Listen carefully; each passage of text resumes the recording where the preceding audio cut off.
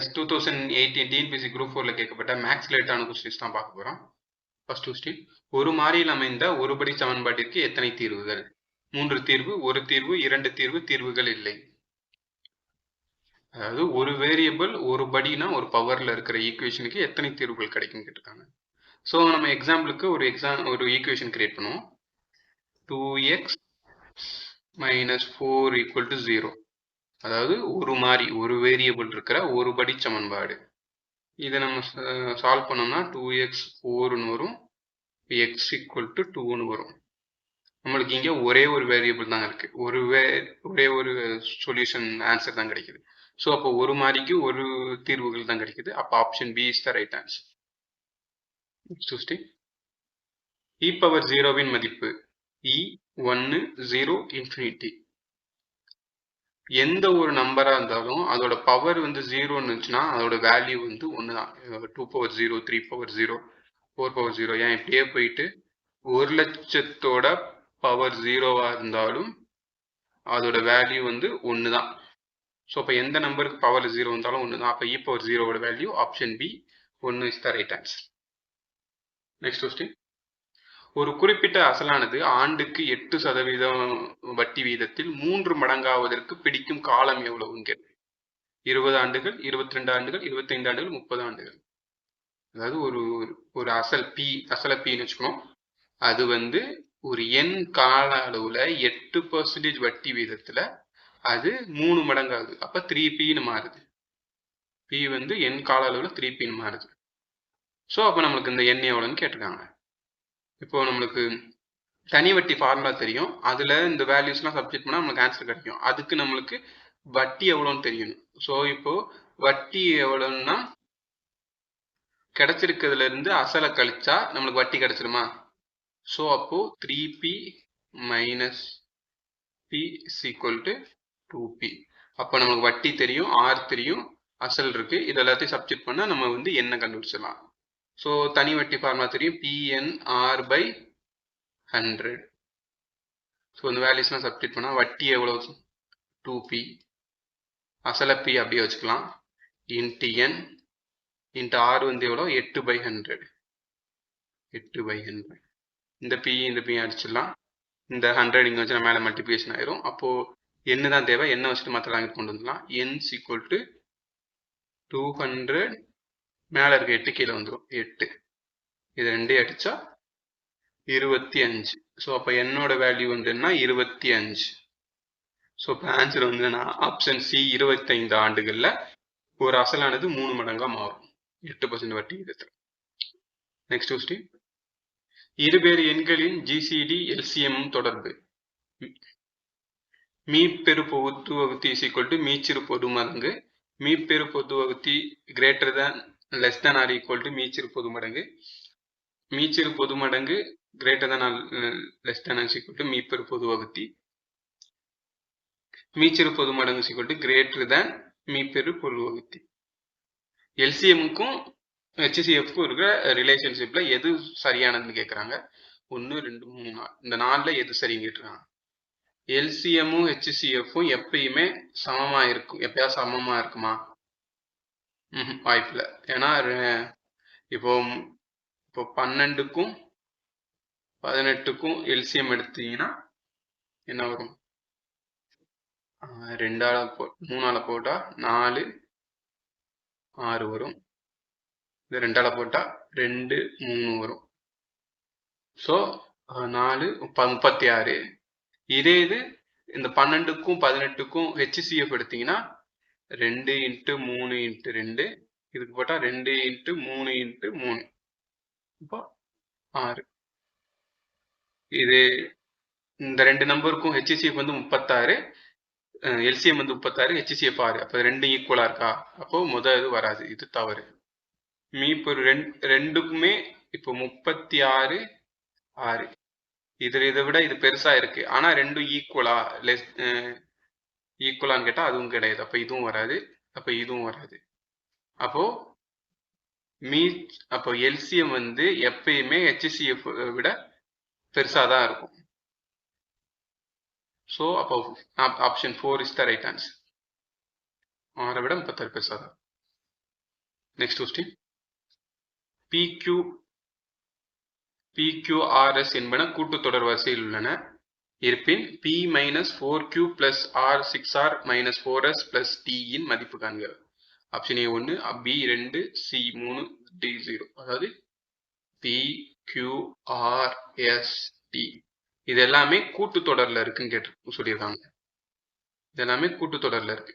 கூட்டுத்தொடர்ல இருந்துச்சுன்னா ஒவ்வொருக்கும் இருக்கிற வித்தியாசம் வந்து சேமா தான் இருக்கும்.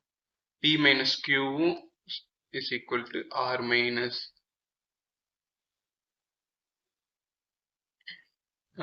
Q. அதாவது ரெண்டுக்குள்ள வித்தியாசம் எல்லாத்துக்குமே சமமா இருக்கும். ஸோ அதனால நம்ம என்ன பண்ணலாம்னா இது எல்லாத்துக்கும் ஒரு நம்பர் கொடுத்து நம்மளா ஒரு நம்பர் எடுத்துக்கலாம். இப்போ ரெண்டுக்கும் இல்லை ஒரு வித்தியாசம் வந்து 1ன்னு வச்சுக்கிட்டு நம்ம ஒரு வேல்யூஸ் எடுப்போம். ஸோ பிக்கு 1னா இது 2, இது 3, இது 4, இது 5. PQRST இதெல்லாம் ஒரே கூட்டுத்தொடர்ல இருக்கா? அப்ப ரெண்டுக்குள்ள வித்தியாசம் எவ்வளவு? 1. இந்த ரெண்டுக்குள்ள வித்தியாசம் 1, இது ரெண்டுக்குள்ள வித்தியாசம் 1, இது ரெண்டுக்குள்ள வித்தியாசம் 1. ஸோ இது இந்த 4 நம்பர் கூட்டுத்தொடர்ல இருக்கு. ஸோ இப்போ இந்த P வேல்யூக்கு பதிலாக 1, Q வேல்யூக்கு பதிலாக 2 இப்படி இந்த வேல்யூஸ் எல்லாம் இந்த ஈக்குவேஷன் சப்ஸ்டிட் பண்ணா நமக்கு ஆன்சர் கிடைச்சிடும். இப்போ P minus 4Q minus 6R plus R minus 4S plus T இந்த வேல்யூஸ்லாம் இதில் சப்ஸ்டிட் பண்ணுங்க. 1, 4, 2, 8, 6, 3, 18, 4, 16 plus 5 பிளஸ்ல இருக்கலாம் கூட்டிருங்க, அப்புறம் மைனஸ்ல இருக்கலாம் கூட்டுங்க. 1, 19, 19, 5, 24 பிளஸ் 24, 18 மைனஸ் 8 மைனஸ் 16 மைனஸ் 24. அப்போ 24 24 போச்சுன்னா 0. அப்போ ஆன்சர் வந்து என்னன்னா 0. Option D is the right answer. Next question. 90, 150, 225 ஆகிய எண்களின் மீபோவா மற்றும் மீபோமா LCM HCF கேட்டிருக்காங்க. 90, 150, 250க்கு. ஸோ ஃபர்ஸ்ட் HCF கண்டுபிடிப்போம். 90, 150, 225 இது HCF, இது LCM. ஸோ ஃபர்ஸ்ட் இது மூணுக்கும் தனித்தனியாக HCF எடுப்போம். HCFனா கொடுத்துருக்க நம்பரை பகா எண்களோட மடங்கா எழுதணும். ஸோ இதை எப்படி எழுதலாம்னா 3 × 3 × 5 × 2 எழுதலாமா? 3 9, 2 10, 90 வந்துருச்சா? ஸோ அதே மாதிரி இந்த 150 எப்படி எழுதலாம்?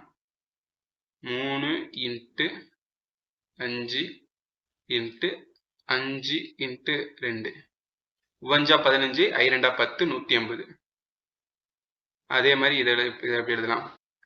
5 × 3 × 5 × 3 I3 15, I3 15, 5 15, 225. ஸோ இந்த மூணுலையும் பொதுவா இருக்கிற நம்பர் எதுன்னு எழுதணும். இந்த மூணுலையும் எது பொதுவா இருக்கு? 3 5 பொதுவா இருக்கு. 3 5 3 5.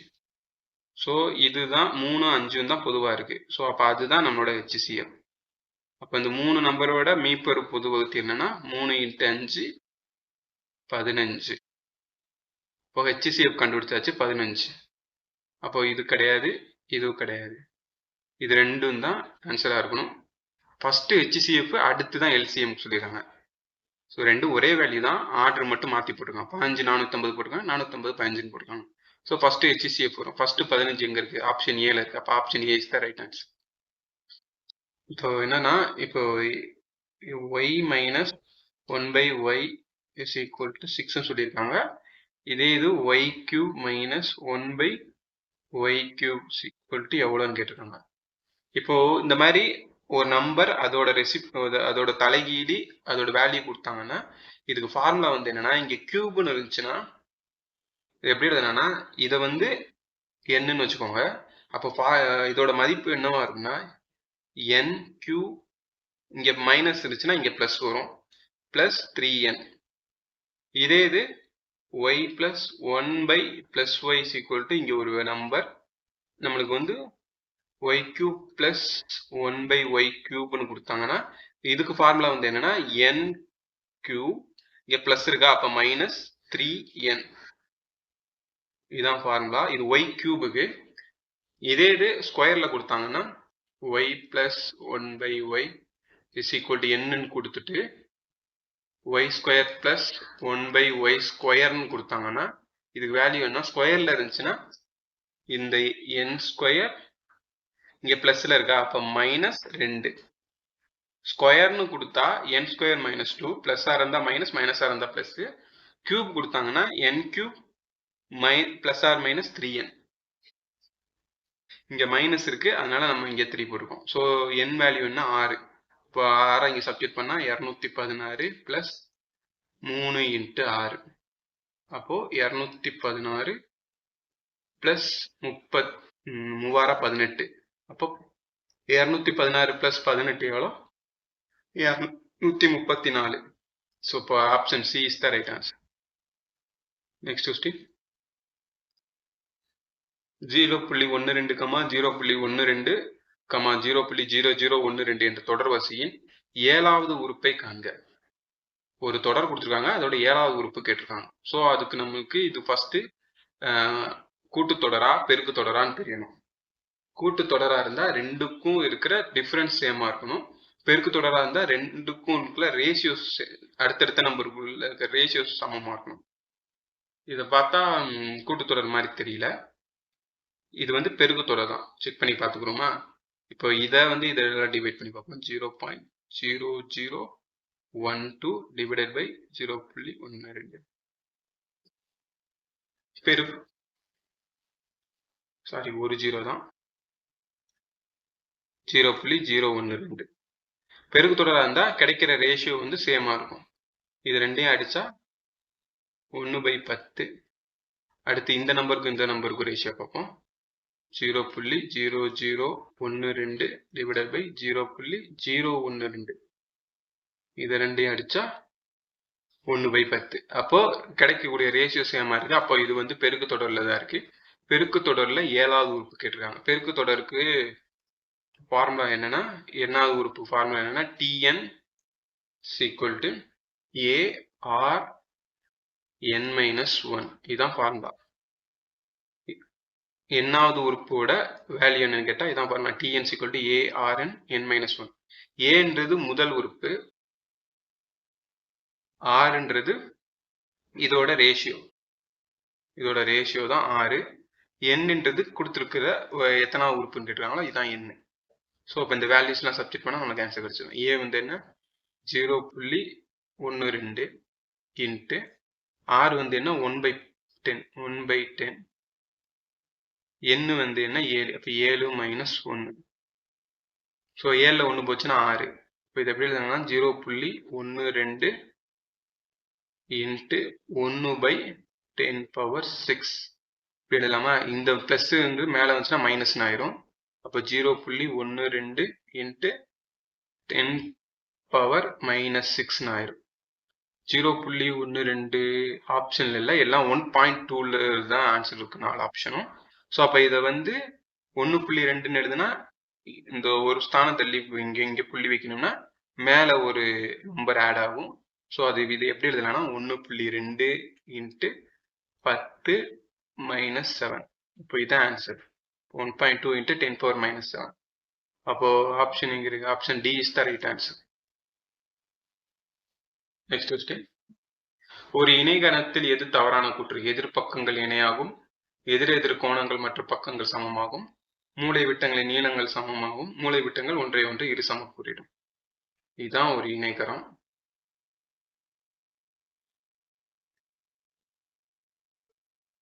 இதுல எது தவறானது?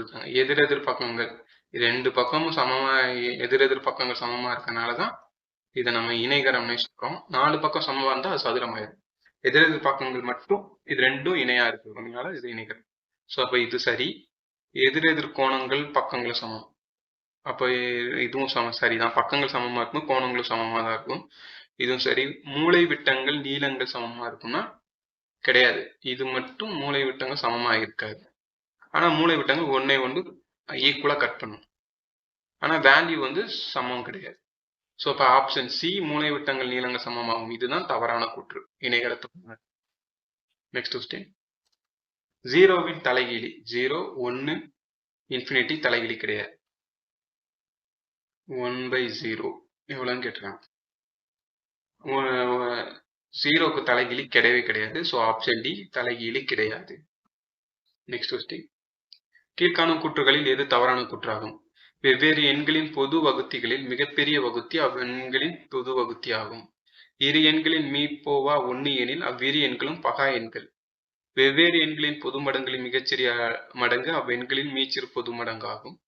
இரு எண்களின் பெருக்கல் பலன் அவற்றின் மீப்போவா மற்றும் மீச்சிறு ஆகியவற்றின் பெருக்கல் பலன் சமமாகும். இதுல எது தவறான கூற்றுன்னு கேட்டிருக்காங்க. மீப்போவா நம்மளுக்கு தெரியும். வெவ்வேறு எண்களை வகுத்தி அது கிடைக்கிறது இல்லை. பொதுவா இருக்கிற எண்ணு தான் அதோட மீப்போது வகுத்தி எடுத்துப்போம். இப்போ இது சரி. வெவ்வேறு எண்களின் மீச்சிமா இதுவும் சரிதான். இந்த ஃபார்முலா ஆல்ரெடி நமக்கு தெரியும். LCM into HCF A into B. அதாவது இரு எண்களோட பெருக்கல் பலன் வந்து அதோட LCM அண்ட் HCF ஓட பெருக்கல் பலனுக்கு சமமா இருக்கும். அப்போ இதுவும் சரி. இது மட்டும்தான் தவறு. இரு எண்களின் மீப்போவா 1 எனில் அவ்விரு எண்களும் பகா எண்கள். இது மட்டும் தவறானது. ஸோ அப்போ ஆப்ஷன் பி தான் ரைட் ஆன்சர். எப்படின்னா எக்ஸாம்பிளுக்கு இப்போ 8, 9ன்னு ஒரு 2 நம்பர் எடுத்துப்போம். இந்த 2 நம்பருக்கும் நம்ம மீப்போவா பார்த்தோம்னா 1 மட்டும்தான் வரும். ஏன்னா ரெண்டுக்கும் காமனான டேர்ம்ஸ் எதுவுமே இல்லை. 1 மட்டும்தான் வரும். இப்போ 1 இருக்கிறதுனால 8, 9 பகா என்ன நம்ம சொல்லிட முடியுமா? ஏன்னா இதுவும் 4ஆல வகுப்படும், இதுவும் 3ஆல வகுப்படும். ஸோ அப்போ இது வந்து பகா எண் சொல்ல முடியாது. ஆனா இப்படி 1 மட்டும் பொது வகுத்தியா இருந்தா இந்த 2 நம்பர் என்ன சொல்லலாம்னா ஒப்பிட்டு பகா எண். ஒப்பிட்டு பகா எண் சொல்லலாம். அதாவது இந்த 2 நம்பரை ஒப்பிடும் போது இது 2 பகா எண் அப்படின்ற மாதிரி சொல்லலாம். இங்க வெறும் பகா எண் கொடுத்துருக்காங்க. அப்ப இது மட்டும் தவறானது. Next question. ஒரு பெருக்குத்தொடர் வரிசையின் அடுத்தடுத்த 4 உறுப்புகளின் பெருக்குத்தொகை 665 எனில் முதல் உறுப்பை காண்க. ஒரு பெருக்குத்தொடர் வரிசை வந்து எப்படி இருக்குன்னா a power r, a power r n, a power 1, a power r2, a power r3. இதுதான் ஒரு பெருக்குத்தொடரோட மாடல். ஸோ இப்படி இருக்கிற ஒரு 4 நம்பரோட பெருக்குத்தொகை வந்து 625 சொல்லியிருக்கனால முதல் உறுப்பை காண்கன்னு கேட்டிருக்காங்க. இப்போ இதை நம்ம எடுத்துக்கலாம். நான் முதல் 4 உறுப்புகளின் பெருக்குத்தொகை வந்து 625. அப்போ இந்த 4ஐயும் மல்டிப்ளை பண்ணணும். இப்போ a into a power r into a power r square into a power r3 is equal to 625. இதுல நம்ம rக்கு 1ன்ற வேல்யூ சப்ஸ்டிட் பண்ணி பார்ப்போம். சப்ஸ்டிட் பண்ணா 1னோட எதை ஸ்கொயர் பண்ணாலும் கியூப் பண்ணாலும் 1 தான் வரும். அப்போ இது எப்படி ஆகும்னா a into a into a into a ஆகுமா இஸ் ஈக்குவல் டு 625. அப்போ a power 4 is equal to 625. இந்த 625 எப்படி எழுதலாம்னா 5 பவர் 4 எழுதலாமா? அதாவது இது எப்படி எழுதலாம்னா 5 இன்ட்டு 5 இன்ட்டு 5 இன்ட்டு 5. 5525, 5525, 25, 25, 625. ஸோ இப்போ இந்த 625 5 பவர் 4 எழுதிருக்காங்க. மேலே பவர் ஈக்குவலாக இருக்கனால அப்போ கீழே இருக்கும் சமமாக இருக்கும். அப்போ ஏ வந்து 5. இப்போ ஏன்னா முதல் உறுப்புன்னு சொல்லியிருக்கோமா? அப்போ ஏ நம்மளுக்கு முதல் உறுப்பு தான் கேட்டிருக்காங்க. Option C is the right answer. Next question. சுருக்குக 9/8 டிவைடட் பை பிராக்கெட் 3/5 இல் 3/4 பிளஸ் 3/5 பிராக்கெட் ஸ்கொயர் பிராக்கெட். இதை சுருக்குக சொல்லியிருக்காங்க. நம்மளுக்கு எப்பயுமே சுருக்குகளை பாட்மாஸ் ரூல் யூஸ் பண்ணுவோம். அதாவது ஃபர்ஸ்ட் எடுத்ததும் பிராக்கெட்டை சால்வ் பண்ணும். ஆஃப், அப்புறம் டிவைடட், அடுத்து மல்டிபிகேஷன், அடுத்து அடிஷன், அடுத்து தான் சப்ஸ்ட்ராக்ஷன். ஸோ அதனால நம்ம ஃபர்ஸ்ட் பிராக்கெட்ல இருக்கிறது சால்வ் பண்ணிக்கலாம். ஃபர்ஸ்ட் இந்த உள்ள இருக்க சின்ன பிராக்கெட் சால்வ் பண்ணும். இது ரெண்டும் வேற வேற தான் இருக்கு. அப்போ இதை கிராஸ் மல்டிபிகேஷன் பண்ணணும். மீசியமா எடுக்க முடியாது. கிராஸ் மல்டிபிகேஷன் பண்ணா 5 15, 4 12. அப்போ 15 பிளஸ் 12. அப்புறம் கீழே இருக்கிறத மல்டிப்ளை பண்ணு. இப்போ 4 5 20. அப்போ இது எப்படி ஆகும்னா 27/20 ஆகுமா? இல்லைன்னா மல்டிபிகேஷன். அப்போ 3/5 இன்ட்டு 27/20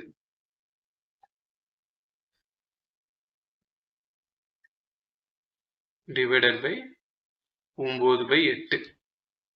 இப்போ இந்த டிவைடடு இதை இன்டா மாத்தினா இது அப்படியே தலைகீழா மாறிடும். அப்போ இந்த ஈக்குவேஷன் எப்படி ஆகும்னா 9 இன்ட்டு இது அப்படியே தலைகீழா போட்டா 5/3 இன்ட்டு 20/27. ஸோ அப்போ இதை ரெண்டையும் அடிச்சா 3 9 இதை அடிச்சா 5 இது 2 5 20 2 அப்போ கூட்டினா 25/9 ஆயிருமா? ஸோ இது எப்படி எழுதலாம்னா சாரி 18 9 18 இது எப்படி எழுதலாம்னா இது வந்து கலப்பு பின்னமா எழுத சொல்லிடுவாங்க. அப்போ இது எப்படி எழுதலாம்? 1 18 18 மிச்சம் 7. அப்போ 7/18. அப்போ 1 7/18 தான் நம்மளோட ஆன்சர். அப்போ option D is the right answer. Next question. லாப நட்ட சதவீதம் எப்பொழுதும் எதன் மேல் கணக்கிடப்படுகிறது? அடக்க விலை, விற்பனை விலை, லாபம், நட்டம். லாப நட்டம் சதவீதம் எப்பயுமே அடக்க விலை மேலே தான் கணக்கு இருக்கு. Next question. ஒரு மாணவன் அவன் பள்ளிக்கு செல்லும் பொழுது 3 கிலோமீட்டர் வேகத்திலும் பள்ளியிலிருந்து வீடு திரும்பும் போது 2 கிலோமீட்டர் வேகத்தில் செல்கிறான். அவன் பள்ளியிலிருந்து வீட்டுக்கு சென்று மொத்த தூரம் 5 மணி நேரம் எடுத்துக்கொண்டால் பள்ளிக்கும் வீட்டிற்கும் உள்ள தூரம் எவ்வளவு? அதாவது இதான் ஸ்கூலு, இதான் வீடு, இதான் ஸ்கூல்னு வச்சுக்கோங்க. ஃபர்ஸ்ட் ஸ்கூல்ல இருந்து வீட்ல இருந்து ஸ்கூலுக்கு போக அவன் 3 கிலோமீட்டர் ஸ்பீட்ல போறான். 3 கிலோமீட்டர் ஸ்பீட்ல போறான். திருப்பி ரிட்டர்ன் ஸ்கூல்ல இருந்து வீட்டுக்கு வரும்போது 2 கிலோமீட்டர் ஸ்பீட்ல வரான். இந்த மொத்த காலம் வந்து 5 மணி நேரம் ஆகுதுன்னா இதுக்குள்ள இருக்க டிஸ்டன்ஸ் எவ்வளவுன்னு கேட்டிருக்காங்க. ஸ்கூலுக்கும் இதுக்கும் இருக்கிற டிஸ்டன்ஸ் எவ்வளவு கேட்டிருக்காங்க. இப்போ நம்மளுக்கு ஸ்பீடு ஃபார்முலா தெரியும். கடந்த தொலைவு பை கால அளவு, இதுதான் ஸ்பீட் ஃபார்முலாவா? நம்மளுக்கு இதோட மொத்த கால அளவு தான் கொடுத்துருக்காங்க. ஸோ இது எப்படி எழுதலாம்னா இதை நம்மளுக்கு கால அளவு தான் கண்டுபிடிக்கும். ஃபர்ஸ்ட் கால அளவு தான் தெரியும். அதனால இதை எப்படி எழுதலாம்னா கால அளவு ஈக்குவல் டு டிஸ்டன்ஸ் பை ஸ்பீடுன்னு எழுதலாமா? இப்போ ஃபர்ஸ்ட் ஸ்கூல்ல இருந்து வீட்டுல இருந்து ஸ்கூலுக்கு போறதுக்கு 3 கிலோமீட்டர் ஸ்பீட்ல போறான். அதுக்கு எவ்வளவு டைம் ஆகுதுன்னு தெரியணும். ஸோ இது வந்து எப்படி எடுத்துக்கலாம்னா டிஸ்டன்ஸ் தெரியாது, அதை அப்படியே வச்சுக்கலாம். D divided by 3 kilometre speed plus இங்க ஸ்கூல்ல இருந்து வீட்டுக்கு போறதுக்கு அதே டிஸ்டன்ஸ் தான், ஆனா 2 கிலோமீட்டர் ஸ்பீட்ல போறான். இந்த ரெண்டுக்கும் ஆன கால அளவு வேணா இது வந்து T1, இது வந்து T1 வச்சுக்கோங்க, இது T2. இது ரெண்டுக்கும் ஆன கால அளவு 5ன்னு சொல்லியிருக்காங்க. அவன் பள்ளியிலிருந்து மீண்டும் வீட்டுக்கு போயிட்டு வரதுக்கு மொத்தம் 5 மணி நேரம் எடுத்துக்கொண்டார். ஸோ இந்த கிடைச்ச D/3 plus T/2 is equal to 5. இப்போ இதுல வந்து நம்ம இதுல டியை இந்த ஈக்குவேஷன் சால்வ் பண்ணா நமக்கு டி வேல்யூ கிடைச்சிருக்கும், அதாவது டிஸ்டன்ஸ் கிடைச்சிருக்கும், பள்ளிக்கும் வீட்டிற்குள்ள தொலைவு கிடைச்சிருக்கும். ஸோ இதை அப்போ நம்ம கிராஸ் மல்டிபிகேஷன் பண்ணா 2D plus 3D 2 6 is equal to 5. இது இங்கிட்டு போச்சுன்னா மல்டிபிகேஷன் ஆயிரும். அப்போ 6 5 30, 2 பிளஸ் 3 5. அப்போ 5D இஸ் ஈக்குவல் டு 30. இப்போ 5 இங்கிட்டு வச்சா கீழே டிவைடர்ல வந்துடும். அப்போ 5 போட்டு அடிச்சா 6 5 30. அப்போ வீட்டுக்கும் ஸ்கூலுக்கும் இருக்கிற தூரம் எவ்வளவுனா 6 kilometre. Option C is the right answer.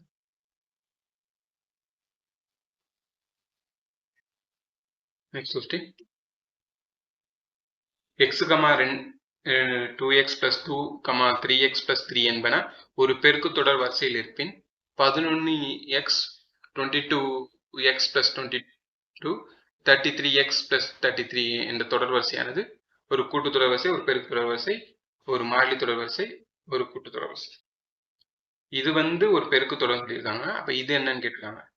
இதை வந்து எடுத்துக்கலாம். 11x 22x plus 22, 33x plus 33. இதுல 11 பொதுவா இருக்கா? 11 நமக்கு காமனா வெளியெடுத்துறோம். 11 x, 2x plus 2, 3x plus 3. இப்படியே போய்கிட்டே இருக்குமா?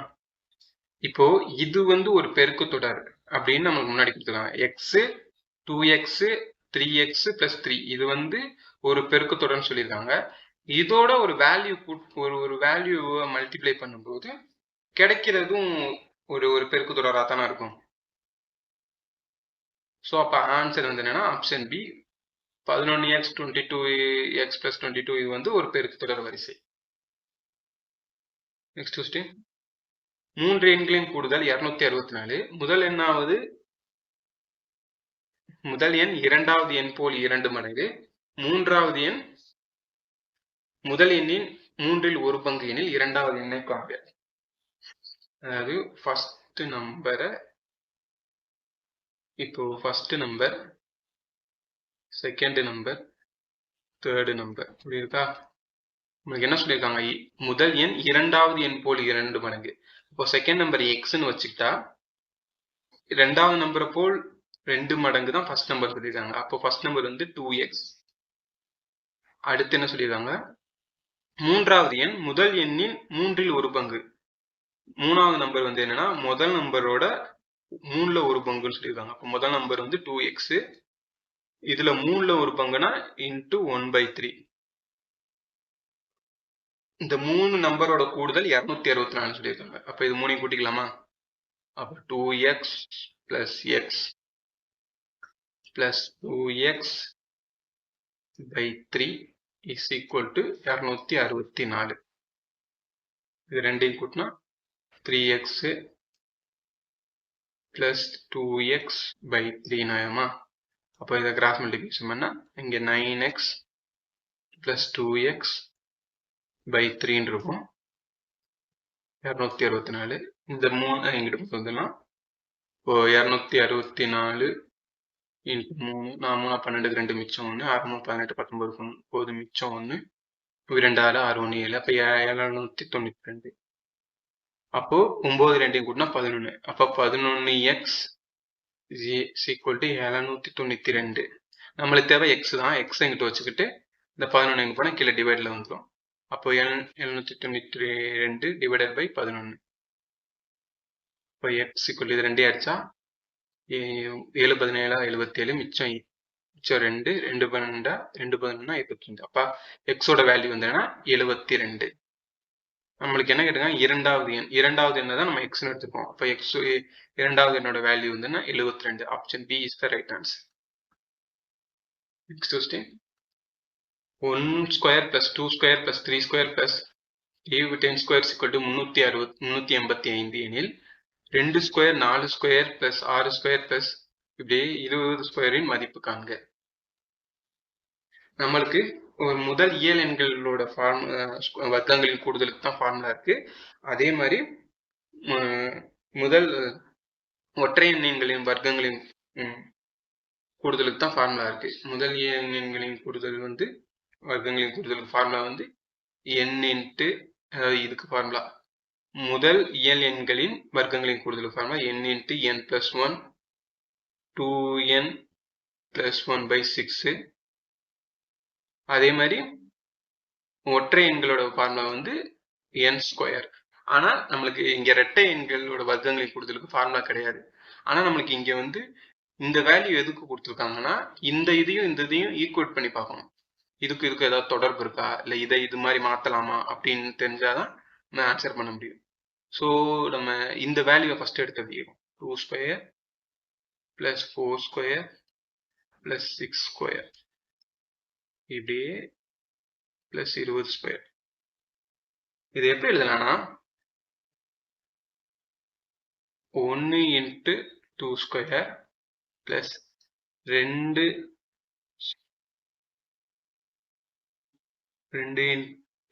Square 1 square plus 2 square plus 2 square into 2 square plus 3 square into 2 square இப்படி plus 10 ஸ்கொயர் இன்ட்டு 2 ஸ்கொயர் எழுதலாமா? இப்போ போட்டிங்கன்னா 1 ஸ்கொயர் இன்ட்டு 2 ஸ்கொயர் 2 ஸ்கொயர் தான் வரும். மேலே ஈக்குவல் ஆச்சுன்னா கீழே ஆட் பண்ணிக்கலாம். இப்போ 4 ஸ்கொயர் தான் வரும். அதாவது 4 4 4 16 4 ஸ்கொயர் 16 எப்படி எழுதலாம்? 4 ஸ்கொயர் எழுதலாம். இங்கே 9 இங்கே 4 36 36 எப்படி எழுதலாம்? 6 ஸ்கொயர் எழுதலாமா? இப்படியே 10 20 ஸ்கொயர். நம்ம இந்த வேல்யூவை இப்படி எழுதிருக்கலாம். அதாவது 1 square into 2 square 2 square into 2 square 3 square into 2 square அப்படின்ட்டு ரெண்டு ஸ்கொயரால மல்டிபிகேஷனாக எழுதிக்கும். ஸோ இதில் ஃபுல்லாக 2 ஸ்கொயர் காமனாக இருக்கா, அதை எல்லாத்தையும் தனியாக எடுத்து எழுதிக்கலாம். இப்போ 2 square into 1 square plus 2 square plus 3 square plus 20 square. அதாவது இந்த இதைத்தான் நம்ம இப்படி எழுதியிருக்கோம்.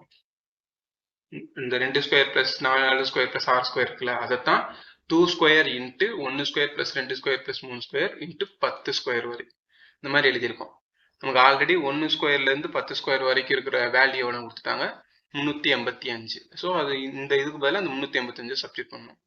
இப்போ 2 ஸ்கொயர் இன்ட்டு 385. 2 ஸ்கொயர்னா எவ்வளோ? 4. அப்போ 385 4ஆல் மல்டிப்ளை பண்ணால் 385 இன்ட்டு 4 ஐநாங்க 20 சேவர் மிச்சம் 2 என்னாங்க 32 32 இன்ட்டு 2 34 மிச்சம் 3 4 3 12 12 3 15. அப்போ 1540. அப்போ option C is the right answer. கொடுத்துருக்கிற இந்த இதுக்கு தான் மதிப்பு கேட்டுருக்காங்க. இதை வந்து இந்த ஈக்குவேஷனா மாற்றி எழுதி இந்த வேல்யூ சப்ஸ்டிட் பண்ணி நம்ம ஆன்சர் கண்டுபிடிச்சோம். Next question. எக்ஸின் எக்ஸ் பர்சன்டேஜுக்கும் எக்ஸின் ஒய் பர்சன்டேஜுக்கும் உள்ளே இடையே விகித பின்னத்தின் மதிப்பு காணும். அதாவது ஒய்யோட எக்ஸ் பர்சன்டேஜ் x5 100 பர்சன்டேஜ் 100 எழுதியிருக்கான். இதுக்கும் எக்ஸோட ஒய் பர்சன்டேஜுக்கும் இடையில விகிதம் கேட்டிருக்காங்க. விகிதம்னா ரெண்டையும் டிவைட் பண்ணும். அப்போ இது எப்படி எழுதுனா y into X by 100 divided by X into Y by 100. 100 அடிச்சிடலாம். xy இது ரெண்டையும் அடிச்சிடலாம். அப்போ ஆன்சர் வந்து என்னன்னா 1. Option D is the right answer. Next question. அருணின் தற்போதைய வயது அவருடைய தந்தையின் வயதில் பாதியாகும். 12 ஆண்டுகளுக்கு முன் தந்தையின் வயதானது அருணின் வயதை போல் மும்மடங்கு இருந்தது. தற்போதைய தந்தை வயது, அதாவது அருண் அவங்க அப்பா ஃபாதர் அருண் வச்சுக்கோம். அவங்களோட தற்போதைய வயது அருணின் தற்போதைய வயது அவர் தந்தை வயதில் பாதி.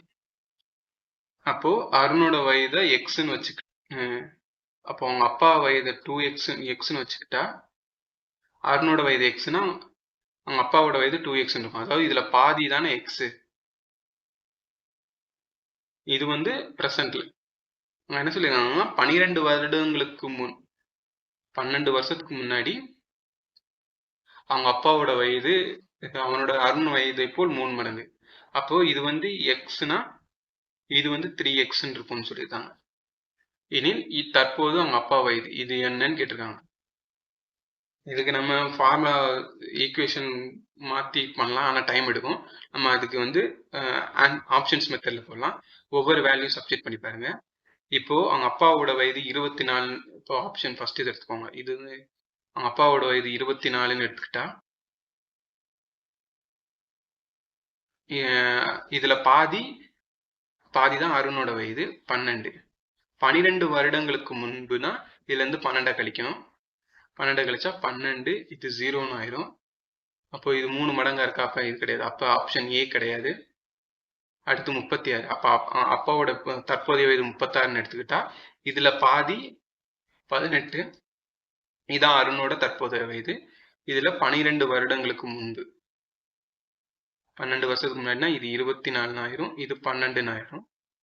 12 வயதுக்கு முன் வந்து அருணோட வயது அவங்க அப்பா வயதை போல் 3 மடங்குன்னு சொல்லிடுறாங்க. இது ரெண்டும் 3ன் மடங்கா இருக்கா? கிடையாது. இது வந்து 2ன் மடங்கா இருக்கு. அப்போ ஆப்ஷன் பியும் கிடையாது. அடுத்து 48. அப்போ அவங்க அப்பாவோட தற்போதைய வயது 48ன்னு வச்சுக்குவோம். இதுல பாதி தான் அருணோட வயது. அப்ப அருணோட வயது எவ்வளோ? 24. அப்போ 12 வருடங்களுக்கு முன்புனா 12னா இதுல இருந்து 12 கழிக்கணும், 36. இதுல இருந்து 12 கழிச்சா அருண் வயதுல இருந்து 12 கழிச்சா இங்க 12 ஆயிரும். ஸோ தந்தையின் வயதாது அருணின் வயதை போல் 3 மடங்கு. அப்போ அவங்க அப்பாவோட ஏஜ் வந்து அருண் வயது போல் 3 மடங்குன்னு சொல்லியிருக்காங்க. அப்போ இது வந்து இதோட 3 மடங்கான்னு பார்த்தா ஆமா, 3 மடங்கு 10. அப்போ இது வந்து சாட்டிஸ்ஃபை ஆகுது, கொடுத்துருக்க கண்டிஷன் சாட்டிஸ்ஃபை ஆகுது. அப்போ option C is the right answer. அப்போ அருணோட அப்பாவோட தற்போதைய வயது 48 ஆண்டுகள். Next question. ஏபிசி என்பன ஒரு கூட்டுத்தொடர் வரிசையில் உள்ளன எனில் 3A, 3B, 3C ஆகியவை என்ற தொடர் வரிசை எந்த தொடர் வரிசையில் உள்ளன? இது ஏபிசி இது எல்லாம் கூட்டுத்தொடர்னு சொல்லியிருக்காங்க. கூட்டுத்தொடரா இருந்தா வித்தியாசம் வந்து சேமா இருக்கும். இதோட வித்தியாசமும் சேமா இருக்கும். அப்பனா இது என்னன்னு கேட்டிருக்காங்க. 3A, 3B, 3C எவ்வளோன்னு கேட்டிருக்காங்க. இது என்ன? இது கூட்டுத்தொடரா பெருக்குத்தொடரான்னு கேட்டிருக்காங்க. ஸோ இப்போ நம்ம இந்த ஏபிக்கு பதிலாக ஒரு வேல்யூ சப்ஸ்டிட் பண்ணுவோம். அதாவது வித்தியாசம் சமமாக வர மாதிரி ஒரு வேல்யூஸ். இதை நம்ம 1, 2, 3ன்னு எடுத்துக்கிறோம். இது ரெண்டுக்கும் உள்ள வித்தியாசம் 1, இதுக்கு ரெண்டுக்கும் வித்தியாசம் 1. ஸோ அப்போ இது 3 நம்பரும் கூட்டுத்தொடரில் தான் இருக்கு. இப்போ இங்க இருக்கிற ஏபிக்கு பதிலாக இந்த வேல்யூஸை சப்ஸ்டிட் பண்ணுங்க. 3(1), 3² 3³ இது கூட்டுத்தொடரா பெருக்குத்தொடரான்னு பார்க்கணும். இதுக்கும் வித்தியாசம் இது வந்து 3, 9, 27. இதுக்கும் வித்தியாசம் வந்து 6. இதுக்கும் இருக்கிற வித்தியாசம் வந்து 18. அப்ப இது கூட்டுத்தொடர் கிடையாது. இப்ப இது ரெண்டும் பெருக்கு தொடரானா இந்த ரெண்டுக்கும் இருக்கிற ரேஷியோ வந்து சேமா இருக்கணும். அப்போ 9/3 அடிச்சா 3, 27/9 அடிச்சா 3. அப்ப ரேஷியோ சேமா இருக்கு. இப்ப ரேஷியோ சேமா இருந்தா இது வந்து பெருக்கு தொடர்ல இருக்கு. பெருக்கு தொடர்னா ஜிபி. அப்போ option B is the right answer. Next question. -1 less than or greater than 1 எனில் முடிவிலி வரை பெருக்கு தொடரின் கூடுதல். a r power n minus 1 divided by r minus 1 a into 1 minus r power n divided by 1 minus r a by 1 minus r d n a. இப்போ answer வந்து என்னன்னா a by 1 minus r.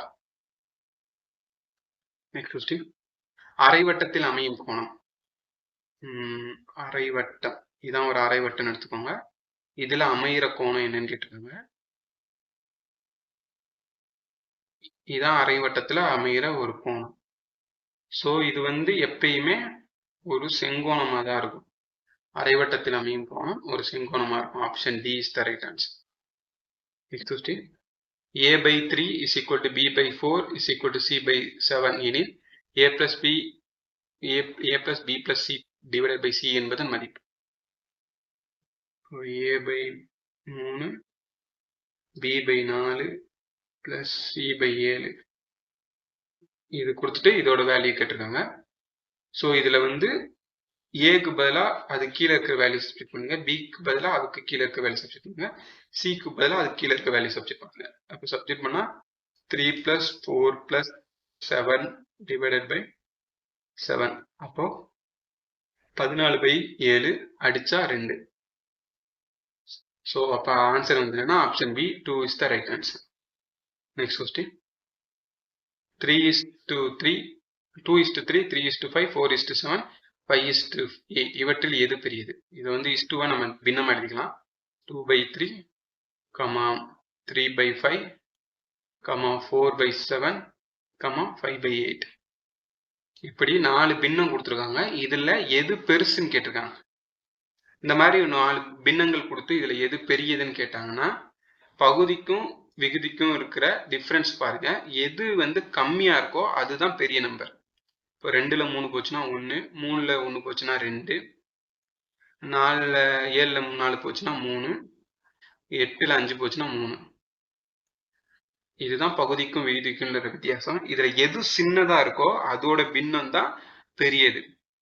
அப்போ answer வந்து இங்க 1 தான் சின்னது. அப்போ அதுக்கு என்னன்னா அதுக்கு இணையான பின்னம் 2, 3. அப்போ option D is the right answer. இது வேணா செக் பண்ணி பார்க்கலாமா? இப்போ 3 2 அடிச்சா 0.6 0 ஆட் ஆகும். 6 3 18 6 3 18 டி போய்கிட்டே இருக்கும். அப்போ 0. இது வந்து 67 வச்சுக்கலாம். இது 2 அடிச்சா 0. ஒரு 0 ஆட் ஆகும். 6 5 30. அப்போ 0.6. இது 2 அடிச்சா 0.